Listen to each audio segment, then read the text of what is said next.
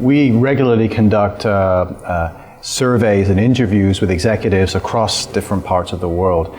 And then what's quite interesting is to compare certain countries with other countries. And we did notice last year, in the data that we had last year, that Russian executives tended to be less concerned about digital disruption than executives in many other countries. I think this year that's less true. I think there's been an awakening within Russia. The executives are certainly more interested and probably more concerned about digital disruption than they were even 1 year ago. And our sense from the data is that the biggest challenge, the biggest issue for executives here in Russia at the moment is how to transform. They understand that the need to transform, they see the disruption, they see the threats and the opportunities, but they're still struggling to figure out what to do and how to do it.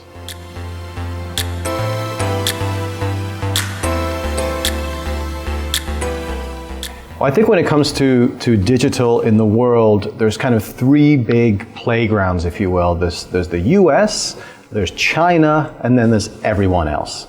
So, there's big players, Chinese giants like Baidu, like Tencent, like Alibaba and JD dominating that country. And as they're becoming dominant in those places, they're starting to look elsewhere for growth. So there's these new battlegrounds. Europe is one of them, Southeast Asia is another one, and India is a third one. Interestingly enough, when we look at the Russian market, it's one of the few global markets where local companies have managed to stave off or protect themselves against the giants from the US and China. So you have in Russia still some relatively strong local players. Now, how long that will continue is to be seen, but for the moment, that's the case.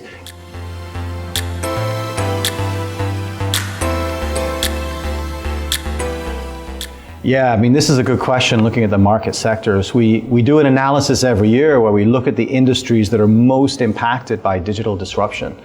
And the ones that we see as having the most impact are the ones that tend to have intangible products and services. So you would see in that category financial services companies or in telcos and technology vendors. You see in there retailers and so forth and consumer goods companies. They tend to be most impacted. But today we see all industries being impacted to some extent. When we have programs at IMD, I'm a business school professor, and we have regularly programs to look at digital transformation. And in the room, there's representatives from all different industries. If I would look back 2-3 years ago, it would be mostly those focal industries that are being impacted the most.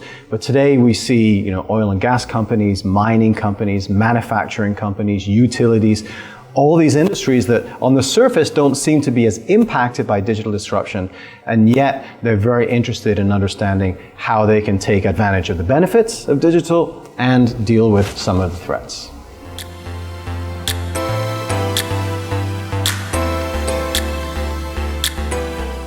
GDPR came in the 25th of May of this year, 2018.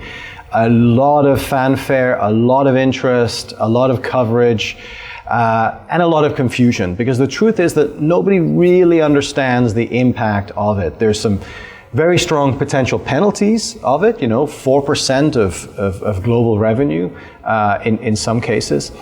But until the regulators, and this is the European Union, until the regulators have actually penalized somebody, I think a lot of companies are sitting on the sidelines trying to figure out, what it really means.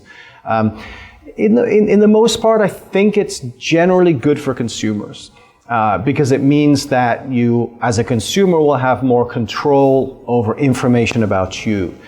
So I think generally it's good for them, and it's generally bad for marketing and advertising companies because it restricts their ability to retarget, to use information about consumers in order to promote in the way that they used to.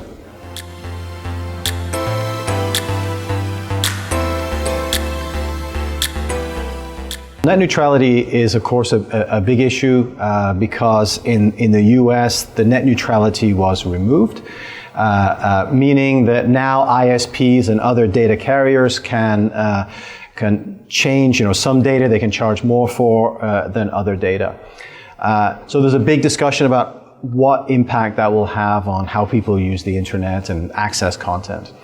Personally, I don't think it's going to be as big of a deal or have as big effect as some people think, because it's not censorship. An ISP is not allowed to refuse certain content unless it's illegal. So net neutrality is just about changing the speed or cost. But ultimately, I think it's probably going to make it a little bit fairer, because if you have a service like YouTube or Netflix or Twitch, which is consuming huge amounts of bandwidth and is paying, essentially getting that for free or paying a very, very small amount, it's going to slow things down for everyone else. So even though I don't really like the idea of ISPs having control over data flows, I actually think it's probably ultimately a fairer system without net neutrality than having net neutrality.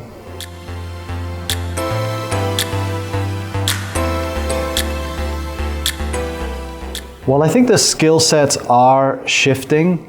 Traditional marketing skills are still important, but digital marketing skills are becoming so much more important. And so I think there's a reskilling that marketers need to go through to really understand the dynamics of marketing and advertising in a digital environment is not quite the same. People are consuming content in completely different ways. They're looking for different things. There's new tools that are available, like behavioral segmentation as well as traditional demographic segmentation. And all marketers should be able to fully understand these new trends. So now you asked the question about, does this change in different parts of the world? Yes, it does. Because the big media properties, the big digital giants are different in different parts of the world. If you go to China today and you're doing marketing, you not only have to have a digital strategy, you need to have a WeChat strategy.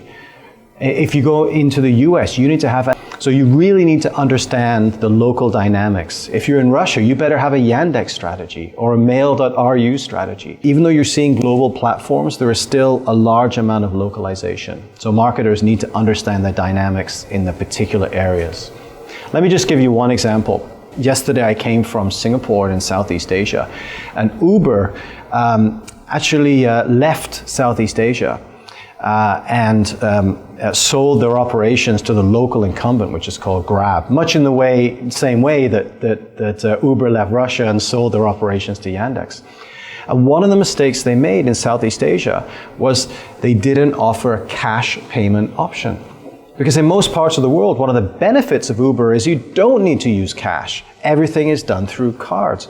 But in Southeast Asia, in Indonesia, in Malaysia, in Cambodia, very few people have cards. So because Uber failed to understand the local dynamics around cash payment options, they failed to grow as fast as local competitors like Grab or Gojek. So it is really important, I think, even today in an increasingly digital homogeneous world, for marketers to understand local market conditions.